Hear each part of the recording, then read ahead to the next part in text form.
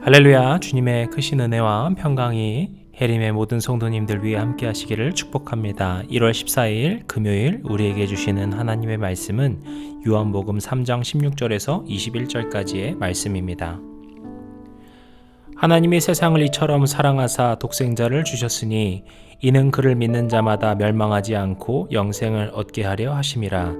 하나님이 그 아들을 세상에 보내신 것은 세상을 심판하려 하심이 아니요 그로 말미암아 세상이 구원을 받게 하려 하심이라. 그를 믿는 자는 심판을 받지 아니하는 것이요 믿지 아니하는 자는 하나님의 독생자의 이름을 믿지 아니하므로 벌써 심판을 받은 것이니라. 그 정죄는 이것이니 곧 빛이 세상에 왔으되 사람들이 자기 행위가 악함으로 빛보다 어둠을 더 사랑한 것이니라. 악을 행하는 자마다 빛을 미워하고 빛으로 오지 아니하나니 이는 그 행위가 드러날까 하며 진리를 따르는 자는 빛으로 오나니 이는 그 행위가 하나님 안에서 행한 것임을 나타내려 함이라 하시니라. 아멘. 영생을 삽니다. 태어날 때부터 혈우병을 앓던 라이언 웨인 화이트는 치료 중 수혈 과정에서 에이즈에 감염됐습니다. 의료진의 부주의로 한순간에 인생 전체가 달라졌습니다. 다니던 중학교에서 퇴학을 당했고 가족까지 차별과 테러 위협에 시달려야 했습니다. 라이언은 남은 삶을 에이즈에 대한 사회 인식을 바꾸기에 쓰기로 마음을 먹었습니다. 에이즈는 자신처럼 불의한 사고로도 감염될 수 있는 병이고 모든 사람이 환자들을 사랑의 마음으로 도와야 한다는 것을 강조했습니다. 그가 에이즈에 대한 올바른 인식을 상징하는 인물로 알려지면서 가수 마이클 잭슨과 엘튼 존, 로널드 레이건 전 대통령 등 유명 인사들이 찾아와 지지하며 함께해 주었습니다. 라이언이 죽기 전 아버지가 아들 손을 꼭 붙잡고 말했습니다.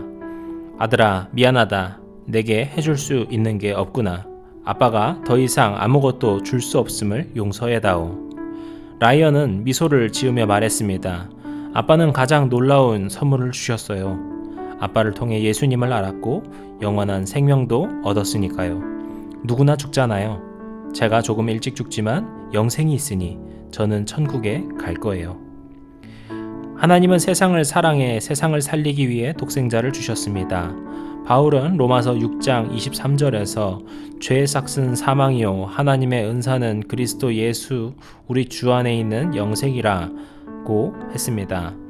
하나님과의 관계가 끊어진 것이 죄인데 바로 거기서 사망이 비롯된다는 것입니다. 끊어진 관계를 회복하기 위해 하나님이 아들을 보내셨습니다. 따라서 심판은 죽어서 받는 것이 아니라 하나님이 오셨음에도 믿지 않음으로 이미 심판을 받은 것입니다.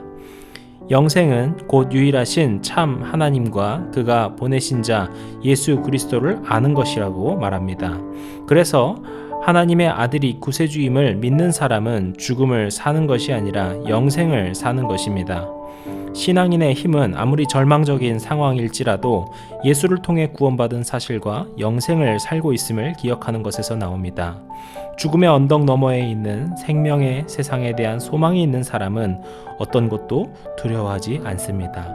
오늘 하루 우리가 하루를 사는 것에 그치지 않고 영생을 살아가시는 주의 자녀들 되시기를 주님의 이름으로 축복합니다.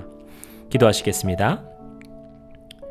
영원한 생명이시고 우리의 생명의 길 대신 구세주 되신 우리 주님, 이 시간 우리가 오늘 하루에 그치지 않고 영생을 살고 있음을 기억하면서 주님의 크신 능력으로 이 하루를 살아갈 수 있도록 주님께서 도와주시옵소서.